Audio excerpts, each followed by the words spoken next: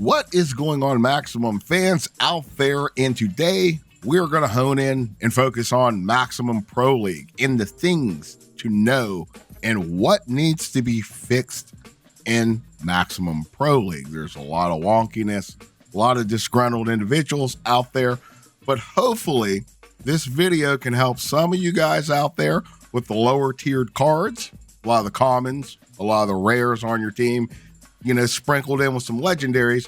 Hopefully this will help you win some games, because for the most part, I think that a lot of you guys are approaching this game in the wrong manner. There's a lot of deprogramming that goes on when you're playing Maximum Football, especially if you are a longtime Madden player, which a majority of us are. So you get on there, and a lot of it is muscle memory and old habits that you need to break. What's wild is there are some things that you need to revisit from earlier versions of Madden. For some of us that used to play Ultimate Team way back and we can remember chemistry, Maximum has that in it. So you really got to look when you're building your team and when you're starting out in Maximum Pro League on the lower tiers. Make sure you understand your team and your players, and you want to play to your strengths. If you don't have good wide receivers, you have no business throwing the ball. That's a losing formula.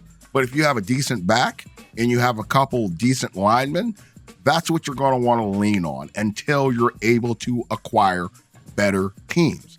And this is how I think that it should be structured.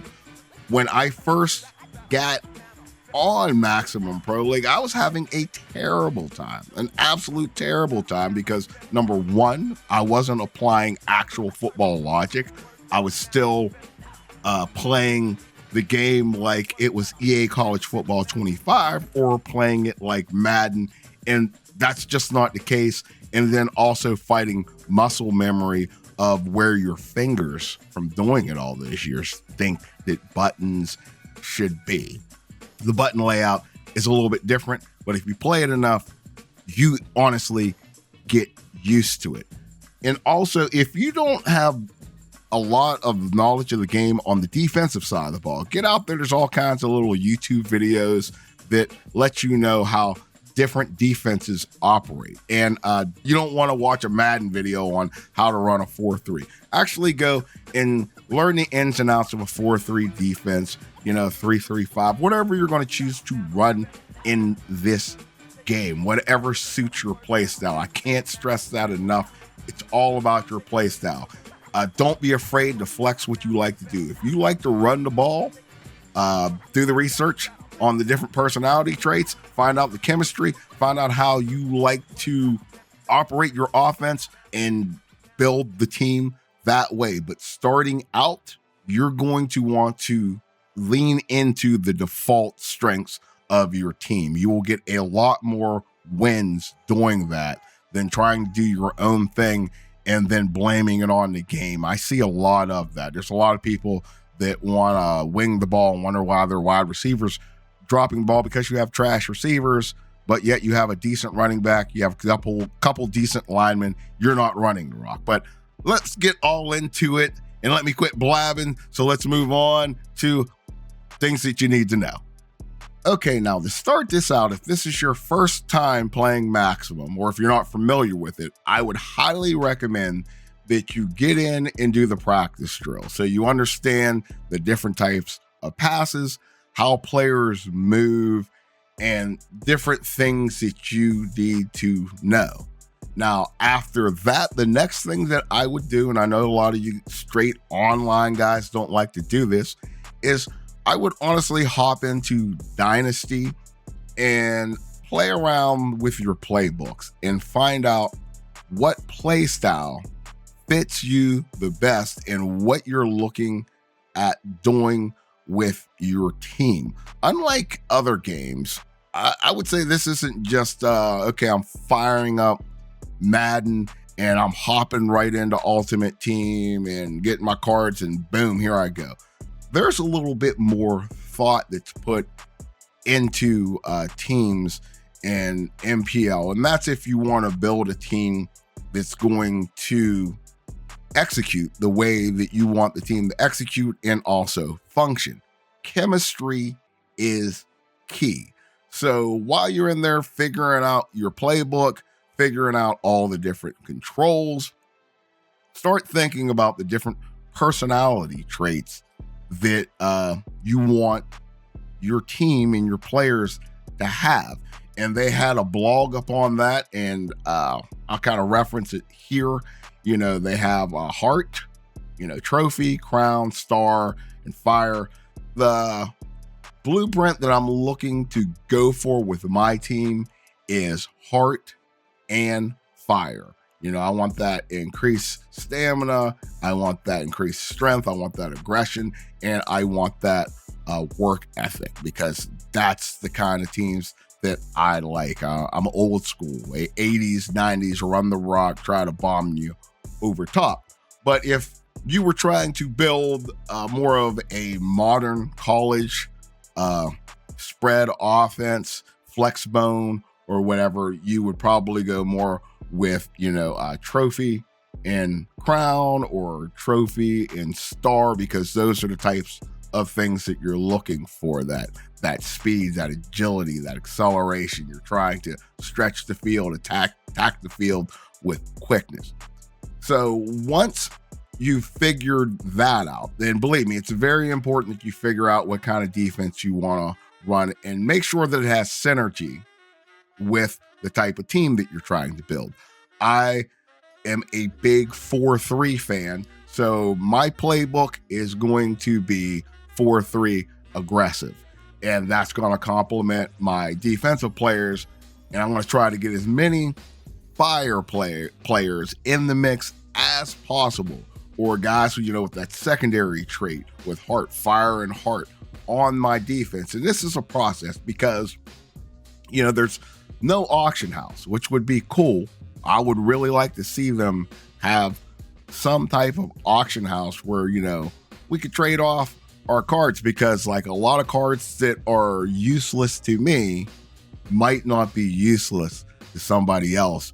That might be that one card that they need. And it would be nice to have an option like that in the game. All right, now let's talk about the things that they need to fix. One of the things they really need to fix on offense is the out routes or flare routes to the sidelines. I know that probably anybody out there who's played this game has seen opponents go for two numerous times, throwing this same route to the slot receiver, the running back, or just any kind of quick out route that it only goes about 2 yards. It's almost like an automatic catch, unless you press your defenders, play underneath, play outside, but you have to press your corners.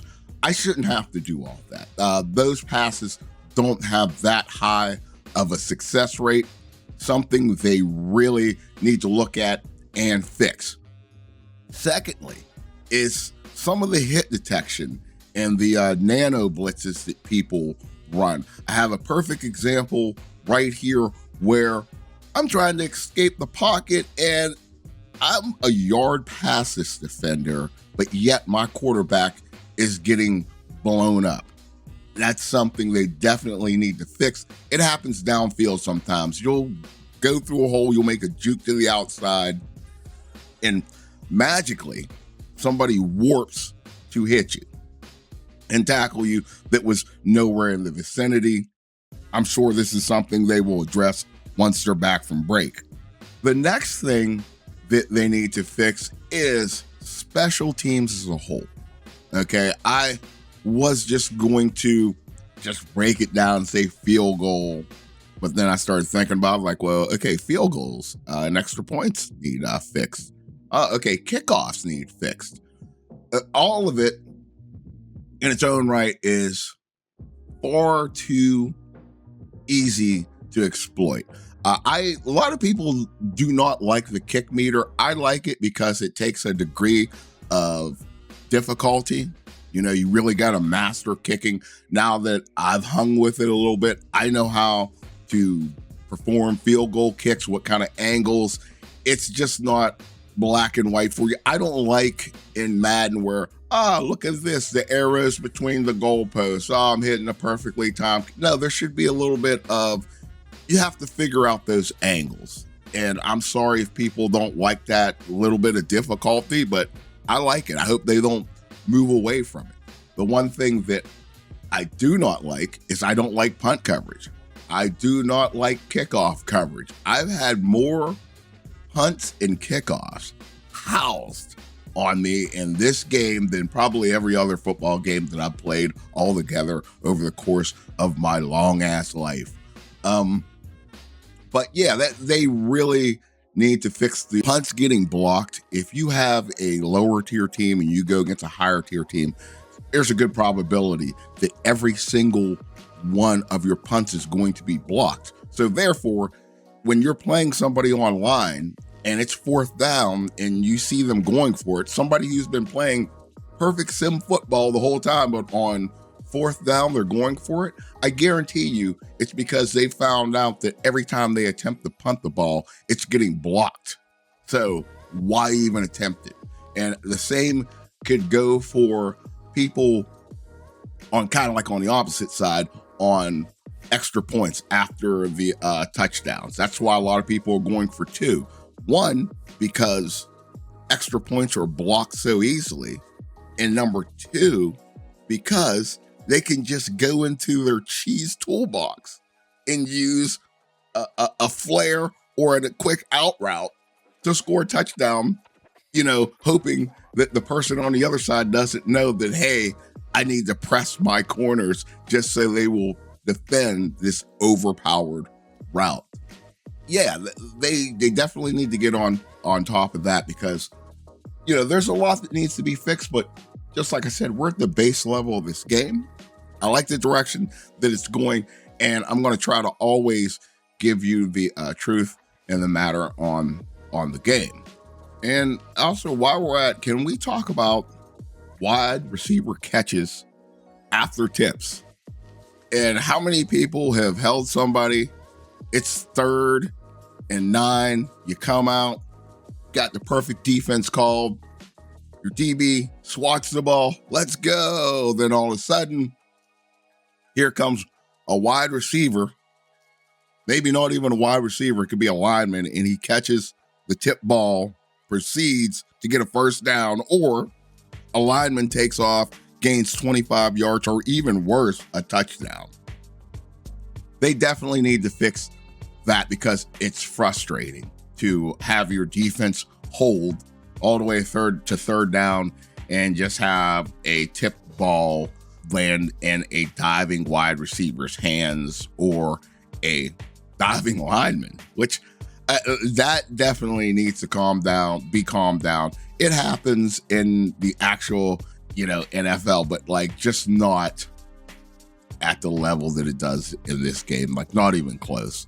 Maybe I'm over speaking on that.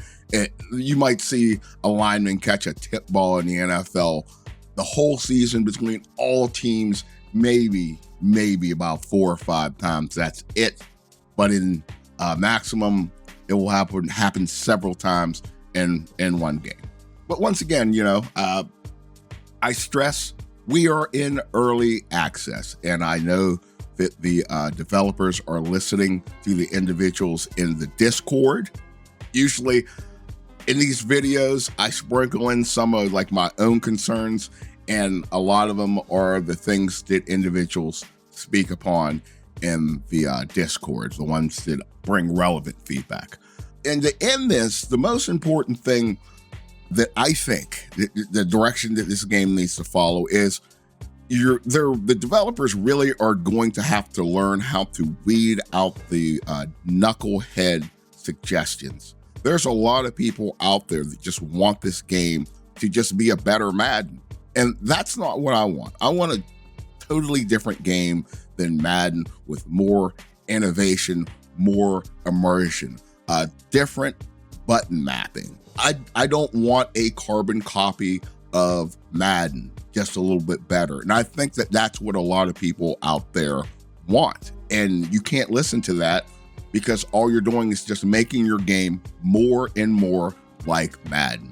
And if you want your game to be simulation based, you got to look at the feedback that people are giving you, see what you're able to execute, and see if what they're suggesting is actually based in simulation football, the game that you're trying to create. In my opinion, the game moves just a tad, not that much, a tad too fast, where things happen way too fast. And I think that leads to a lot of the animations also looking a little bit wonky or off, because a lot of people like that speed of EA college football and they want that in maximum football. But the difference is EA college football is not trying to be simulation football. Maximum is.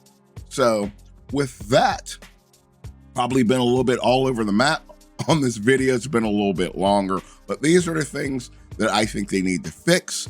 If you are stepping into MPL, do your research so you're just not building a terrible team and then calling the game trash when it's actually you. But until next time, it's been Smoking Jay, and I will see you either in the ring or on the field.